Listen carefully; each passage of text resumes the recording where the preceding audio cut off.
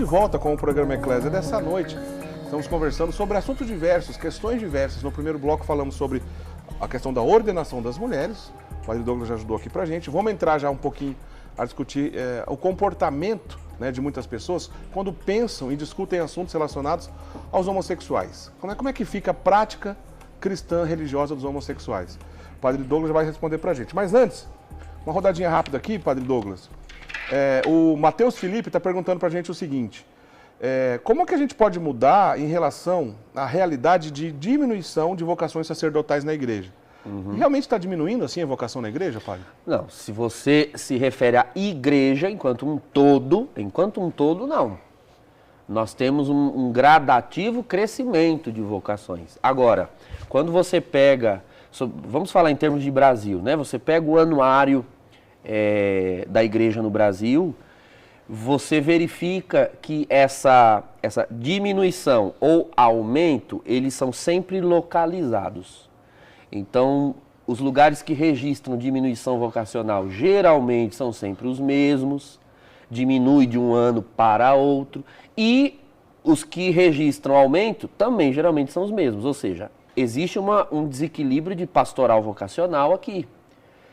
Uma série de fatores precisam ser considerados. Então, primeiro, pastoral vocacional. Como aquela igreja local, não é diocese, o regional, tem feito a promoção vocacional. Em segundo lugar, também o testemunho dos sacerdotes que já existem. De fato, eles cativam, né, incitam com o seu modo de exercer o ministério outros jovens a desejarem, a almejarem aquela vocação, porque geralmente, ordinariamente, os jovens almejam o ministério sacerdotal por referências positivas. Então, se eles veem no padre, né, da paróquia ou no vigário, não um sacerdote no sentido mistagógico, espiritual e também pastoral da vocação, mas acabam vendo ali muito mais um líder comunitário, enfim, existem outros meios de você exercer uma liderança, de destacar-se na sociedade, que não reivindique o celibato, que não reivindique renúncias. Não, para viver uma vida de renúncia, de celibato, por amor ao reino, etc., é preciso um testemunho incisivo. A nossa diocese de Osasco, tem um crescimento assim, exponencial, cada vez maior de vocações. Uma vez um religioso, um sacerdote de uma congregação, não me lembro agora qual, participou da nossa missa de Santos Óleos, né, aquela missa do Crisma, está todo o clero, e ele observou o número de seminaristas que estavam preparados para a procissão de entrada. E ele questionou um outro amigo, padre: nossa, o que vocês estão fazendo para ter tantas vocações assim? Um outro amigo, padre, respondeu: nós estamos sendo padres. Nós estamos celebrando missa, atendendo confissão, ensinando a doutrina da igreja. Isso traz vocações, entende? Ser padre como a igreja ensina a ser padre. Uma bela resposta. Exatamente. Só lembrando também, Matheus, que se a gente for olhar para os últimos números dos últimos anos, não saberia dizer exatamente 8, 10, 12 anos, mas assim, de maneira geral, nos últimos anos, esse número, na verdade, ele está no azul, não está no vermelho, não. O crescimento, mesmo somado a essas realidades aqui que o padre estava explicando, o crescimento vocacional estava no azul. Temos um aumento de vocação, né? É verdade que no último teve uma leve queda, isso é verdade. Mas ainda assim, não é algo desesperador, não, né? Então tem até uma lenda, às vezes, meu Deus, está acabando as vocações. Do ponto de vista pontual, regional, ou uma coisa que dá para ser visível, talvez até a gente pode discutir os motivos, ok, mas no mundo, na igreja toda, não é verdade. Com destaque para a vocação justamente do diaconato permanente, que nos últimos anos cresceu muito, né? Então, essas pesquisas, os números desses anuários, demonstram isso, que cresceu o diaconato permanente na igreja, tá certo? O Paulo César da Silva de Lorena fez um monte de indicações de assuntos interessantes aqui. Obrigado, Paulo César. Óbvio, não dá tempo da gente entrar todos eles, mas é sempre legal que a gente coloca aqui na nossa fila, né? E a Dulce Siena, Padre Douglas, que é daqui de Campinas, pertinho da gente, perguntou assim, ela queria saber quais são os frutos obtidos por uma busca de uma vida na graça e também na santidade. Na prática, o que ela ganha, né, buscando uma vida de graça e santidade? O céu. Na prática, o céu. A sua felicidade, veja, talvez está contido na pergunta o desejo de compreender o que eu ganho, né? Ganha quando? Agora já, se de fato você busca unir-se a Cristo, você verá gradativamente a tua felicidade, porque o ser humano foi feito para Deus, foi feito para viver na graça, e Cristo veio para isso. Agora, é claro que não há uma felicidade absoluta a se viver nesse mundo. Nesse mundo, nós temos ainda lutas contra o pecado, a iniquidade, contra o mal moral, contra os males naturais, né? Nós adoecemos, nós perecemos, nós envelhecemos. Então, é claro que a felicidade nesse mundo, ela tem de conviver com certos males. Agora, a busca pela santidade, por uma vida na graça, vai lhe projetando tanto e cada vez mais para a vida eterna, que esses males, eles perdem força de influência sobre a felicidade adquirida. Esse é o fruto, a felicidade verdadeira. Maravilha. E não é uma ideia, essa ideia do céu, não. Eu gostei, viu? Não, tem que pensar no céu, porque senão nós vamos ficar... mas eu estou rezando, progredindo na graça, comungando, confessando, tendo vida espiritual, e eu nunca me livro, sempre tem um sofrimento, uma doença. Olha, é importante que você compreenda que enquanto viver neste mundo, você terá de conviver com esses males. É preciso tomar esse cuidado, diácono, porque tem pessoas que imaginam que a luta contra o pecado tem de levá-las a encontrar aqui neste mundo, nesta terra já, um dia em que finalmente eu já não sou tentado, eu já não tenho risco de cair. Me desculpe, mas enquanto estiver nesse mundo, a busca por santidade será uma luta, sempre será uma luta. Este dia de não ser mais tentado, não sofrer, é o dia depois da sua morte. Aí, se você realmente perseverou, lá não haverá mais essa luta. Mas aqui é preciso conviver com a cruz. Muito bem, estamos ao vivo, você pode ligar para a gente, mandar a sua pergunta, se for possível a gente ainda coloca aqui no programa, ou a gente vai guardando aqui para as outras ocasiões. No mesmo número que você pode ligar para a gente, né, para fazer a sua pergunta, você pode também tirar as dúvidas com as nossas atendentes, para de repente ser sócio. Só é possível o nosso programa Eclésia e tantos outros aqui da Rede Século XXI, né, tanta graça que a gente vive nesse trabalho de evangelização pela televisão. Só é possível manter no ar tudo isso que você imagina, né? Não é barato, né? Com a tua ajuda, né? Você, querido sócio, que faz a colaboração todo mês, que recebe a revista Brasil Cristão na sua casa. Se você ainda não é sócio, por favor, torne-se sócio conosco, né? Da sua maneira, do jeito que tiver ao seu alcance, e nos ajude. As nossas atendentes estão lá para tirar as dúvidas, tá certo? Muito obrigado, Deus lhe pague, você que faz a sua colaboração mensal.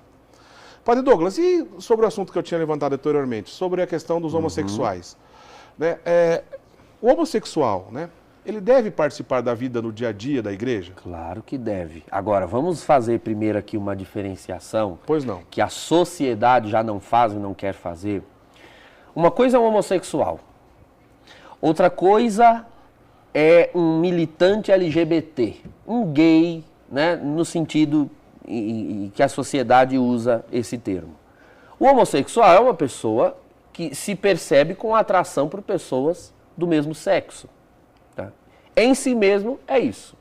Agora, existe um grupo, um movimento, né, uma militância política, ideológica, muito bem financiada também, diga-se de passagem, que usa desta inclinação, que muitos homens e mulheres têm, usa disso para fazer disso uma bandeira que, no fim das contas, em nada consiste em proteger o homossexual, amar o homossexual, não. Uma bandeira que nada mais pretende do que implodir valores sobre os quais a sociedade inteira foi construída, né, e que regem a sociedade de maneira geral. Então, pegar uma inclinação afetivo-sexual que uma pessoa tenha, e instrumentalizar, tornar a pessoa um meio de promover uma agenda ideológica, isso não é amar essa pessoa, pelo contrário. Se há um movimento, se há um grupo que odeia o homossexual justamente porque usa da sua fragilidade para fazer uma promoção escusa, política e ideológica, são esses movimentos de cultura gay, LGBT, etc. Eles, de fato, odeiam o homossexual. A igreja ama, diácono. Cristo Jesus e a igreja amam o homossexual, porque só Cristo e a igreja dizem a ele: meu irmão, minha irmã, não se destrua. Não se destrua. Compreenda, em primeiro lugar, que os seus desejos, as atrações que você sente, não definem você, a sua identidade. O que eu sou? Um heterossexual, um homossexual? Não, eu sou um ser humano, um homem ou uma mulher, imagem e semelhança de Deus, um filho de Deus, sobretudo se é um cristão batizado. Isso define você. E muito menos um terceiro sexo, né? São homens e mulheres. Claro. Sem ter atração por pessoas do mesmo sexo. Exatamente. Não existe um terceiro sexo. Não é uma terceira via, né? E isso é uma coisa. Então, não aceite essa bandeira, essa pecha, esse rótulo de que os seus desejos definem você. Então, o que eu sou, um homossexual porque eu sinto atração por pessoas do mesmo sexo? Ou então eu sou um guloso porque eu tenho fome o dia inteiro? Eu sou um guloso. Não, a minha fome não me define. É uma coisa que eu sinto, que eu tenho, mas eu sou um ser humano, eu sou um ser integral. Estou fazendo uma comparação, obviamente. Certo. Então, isso é uma primeira coisa. Segunda coisa, muitos se excluem quando identificam uma homossexualidade, se excluem da vida cristã por achar que, em virtude de serem homossexuais, estão enfrentando um drama superior, uma cruz, um sofrimento superior ao de todos os outros. Então, a pessoa, porque é homossexual, está fadada a ser infeliz se ela quiser ser cristã, porque ela não vai poder constituir uma família publicamente, ela não vai poder gerar filhos, porque o heterossexual é que consegue ser feliz na igreja. Opa, calma lá, meu irmão, se você é homossexual e nos assiste agora, em que mundo você vive? Né? Em que planeta você vive? Quem lhe disse, quem determinou que o heterossexual, por ser heterossexual, é mais feliz na igreja? O heterossexual, ele enfrenta o ônus, a cruz, o sacrifício do matrimônio, o sacrifício da educação dos filhos. Não é verdade que porque ele não tem atração por pessoas do mesmo sexo, ele goza de uma supra-felicidade nesse mundo e que você está condenado a ser triste e infeliz. E isso é dar à própria inclinação uma proporção de pessimismo que em nenhum momento a igreja lhe pôs. Independente das nossas inclinações, tendências, atrações, sentimentos, todos carregaremos cruzes. Cruzes de formas diferentes, é verdade. Mas são todas cruzes. Todos temos combates. Né? Isso é uma segunda coisa. Eu teria várias, mas vou ficar numa terceira, tá. Diácono. O grande vilão, além da ideologia gay, que eu já falei, mas um outro grande vilão que furta, né, usurpa a presença da pessoa que se identifica homossexual da vida cristã, é uma ideia que a sociedade, que o mundo impôs sobre nós, de que para sermos felizes, nós precisamos de vida sexual ativa e de uma companhia, vamos assim dizer, mais íntima, né? Eu preciso estar atrelado a alguém, casado, ter alguém que durma na mesma cama, que more na mesma casa. Na verdade, isso daqui não é uma vocação por excelência. Isso daqui é um pouco de expressão de carência afetiva. Entende? Quem determinou que o sexo é um fator preponderante para a felicidade humana? Quem determinou isso? Quer dizer que agora, no cristianismo, estamos falando de felicidade e de vida cristã. Então, nós celibatários ou as religiosas, com inclinações homossexuais ou não, heterossexuais ou não, porque não temos alguém na mesma cama ou debaixo do mesmo teto, agora somos infelizes? Repare que depositar uma expectativa exacerbada numa dimensão da vida humana. Ah, sem sexo não serei feliz. Não, sem Cristo você não será feliz. Sem Cristo. Sem o Evangelho, sem a vida na graça. E o que eu posso testemunhar, né, tanto para o telespectador como para você, diácono, é que na pastoral, o que nós vemos é que pessoas que, em nome de uma pretensa busca pela sua felicidade, vivendo livremente as suas inclinações sexuais, acabam se enfiando nestes grupos, ideologicamente, culturalmente organizados, em relacionamentos, em baladas, de festa em festa, de relação em relação, acabam por contrair doenças, feridas afetivas, são descartados, são humilhados, e não há uma organização nos movimentos LGBT para amparar e cuidar. Você serve enquanto levanta a bandeira da causa, mas quando você é ferido, é usado, é descartado, quando muito se destrói nas drogas, né, porque são ambientes, como quaisquer outros, também heterossexuais, mas ambientes de promiscuidade, de droga, de libertinagem, que incorrem em diversos perigos ao afeto, à integridade física e emocional da pessoa. Não existe um centro LGBT de acolhida do homossexual, isso eu nunca vi. É a igreja, as igrejas cristãs, que essas pessoas acorrem feridas, porque se destruíram e o tempo todo a igreja dizia para elas não fazerem isso. E a igreja era taxada de autoritária, opressora, quando na verdade ela era a grande mãe amando e aconselhando o tempo todo. O Catecismo da Igreja Católica, né, se você nunca leu o que a Igreja escreveu sobre isso, é claro que é preciso a gente olhar com cautela, a gente nem vai ter o tempo para esmiuçar isso aqui. Mas mesmo assim, vale a pena citar, né? Guarde bem esses três números, né? Catecismo da Igreja Católica, 2357, 2358 e 2359. A Igreja vai dizer nesses textos, que a gente vai ler rapidamente, né, da desordem relacionada a essa prática homossexual.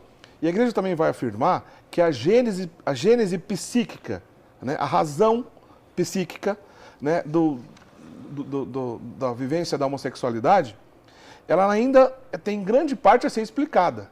Mas nesses mesmos textos encerra dizendo que é possível, sim, gradativamente, vivendo a sua cruz e unindo ao sofrimento de Cristo, buscar a perfeição cristã para todos os casos, inclusive para quem vive essa realidade da homossexualidade. Então vamos ler rapidamente. Catecismo da Igreja Católica, 2357, né, o primeiro texto relacionado a isso. Vamos lá. A homossexualidade designa as relações entre homens ou mulheres que experimentam uma atração sexual exclusiva ou predominante para pessoas do mesmo sexo. Tem se revestido de formas muito variadas, através dos séculos e das culturas. A sua gênese psíquica continua em grande parte por explicar, apoiando-se na Sagrada Escritura, que os apresenta como depravações graves. A tradição sempre declarou que os atos de homossexualidade são intrinsecamente desordenados, são contrários à lei natural, fecham o ato sexual ao dom da vida, não procedem de uma verdadeira complementariedade afetiva sexual, não podem, em caso algum, ser aprovados. Vamos na sequência, 2358. Coloca pra gente aí, por favor, produção. O 2358. Um número considerável de homens e de mulheres apresentam tendências homossexuais profundamente radicadas. Esta propensão, objetivamente desordenada, constitui para a maior parte deles uma provação. Devem ser acolhidos com respeito, compaixão e delicadeza. Evitar-se-á em relação a eles qualquer sinal de discriminação injusta. Estas pessoas são chamadas a realizar na sua vida a vontade de Deus e, se forem cristãs, a unir ao sacrifício da cruz do Senhor as dificuldades que podem encontrar devido à sua condição. E por último, o 2359, do Catecismo da Igreja Católica, diz assim: as pessoas homossexuais são chamadas à castidade, pelas virtudes do autodomínio, educadoras da liberdade interior e, às vezes, pelo apoio de uma amizade desinteressada, pela oração, pela graça sacramental, podem e devem aproximar-se gradual e resolutamente da perfeição cristã. Quer dizer, não há mal que nas mãos de nosso Senhor Jesus Cristo não torne-se um bem. Não é isso, Padre Douglas? Exatamente. A cruz redime toda a dor. A cruz redime todo enfrentamento, né? A primeira coisa, né, com base nesses parágrafos, é a humildade, né? Tenha a humildade de assumir a lei de Deus, né? Não torne uma fraqueza um orgulho. Usa-se essa expressão nesses movimentos que eu mencionei. O orgulho gay. Não é orgulho. É para cuidar, é para guardar, é para submeter a Cristo. Não há orgulho nenhum em ser fraco. Há orgulho em ser salvo, em estender a mão e sentir que o Senhor nos salva e nos redime. Então, Padre Douglas, a gente está chegando no final do nosso programa, né? A gente está nesse período do horário político, o programa um pouquinho mais curtinho. Ao dar a bênção agora para todo mundo, abençoe também essas pessoas que de repente estão vivendo essa realidade na casa delas. Amado Senhor, agradecemos por esse programa, pela oportunidade de transmitir estes santos conselhos, essas palavras de vida eterna.